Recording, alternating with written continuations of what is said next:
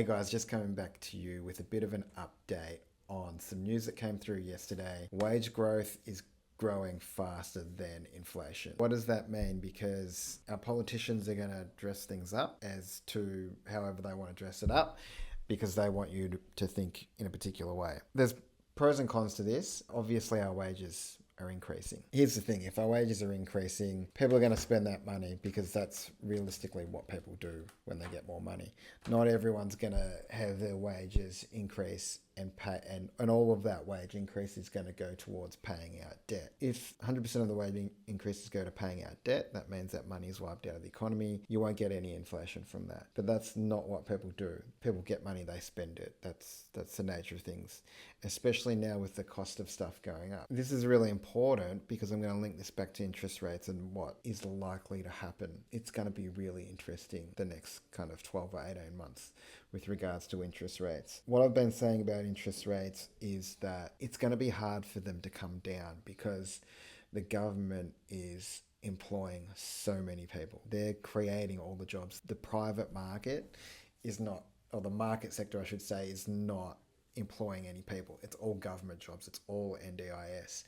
And what this does is it makes it hard for inflation to come down. Why? Because if our unemployment is at record lows, which it pretty much is now, it's just come off record lows. But if it's so low, then people don't fear losing their jobs. If they don't fear losing their jobs, they're not going to squirrel away every cent and save in the event that they lose their jobs. They're just going to go out and get another job and continue to spend money. So this is the thing I want to say about wages growth. The wages growth is just reflecting the jobs performance, but the jobs performance is all propped up by government spending. It's not the actual market employing people, it's the government paying for jobs. And this information here is just another bit of information to say that inflation is going to be harder to get down. The other thing that's worth noting with regard to inflation is the tax cuts, the stage 3 tax cuts or phase 3 tax cuts or whatever you want to call them. Now these savings don't look a lot, but this is the savings. So average income is kind of around 90,000 now, maybe 95. So you're saving around $1,300 per year. So again, people's behavior is they don't save that and pay down debt. They're spending it on stuff. So this additional spending is actually pro-inflationary. So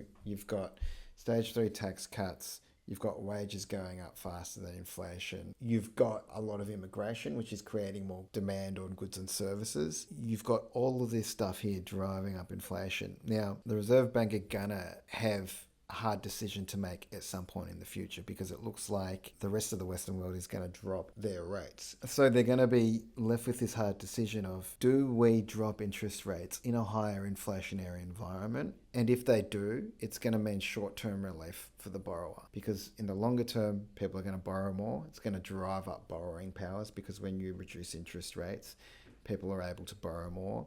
When people borrow more, that just creates more money and it puts it into the economy, which causes further inflation. So we're going to be stuck between a rock and a hard place.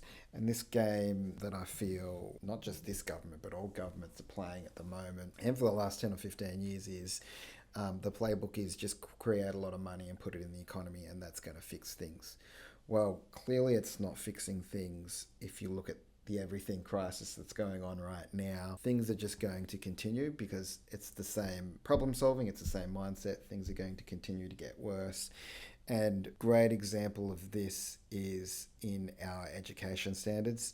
I get it, I'm drawing a long bow here, but if you're creating a world where we're telling our kids we're killing the planet and we're killing the earth, and we're telling them, hey, no one can afford a home to live in. If you're renting, even if you can afford it, and you're forced into the rental market because the landlord sells, then you're going to have the prospect of being homeless, all the emotional and mental illnesses we've got. There's not much incentive for kids to learn. Like, why would you want to learn to be a part of the world that we've created? You actually wouldn't want that. There's no incentive to do that.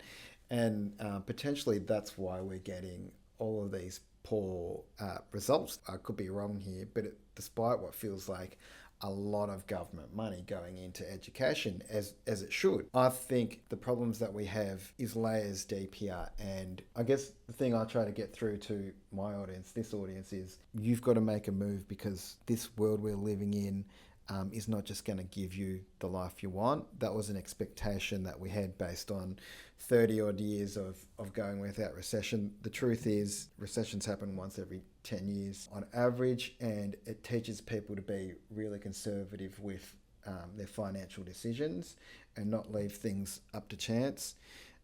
I feel like the average Australian is going to learn that the hard way in the coming decade. So I hate to be negative, but we're just in negative times at the moment. Things will turn positive, but not anytime soon. So if you want to achieve the outcomes that you want in your life, generally it means you have to do something about it.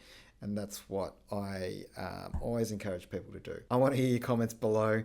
Am I drawing a bow too far with the NAPLAN results? Sometimes it feels like I'm going a bit crazy, sitting online, sitting on Twitter, sitting on social media all the time. Let us know.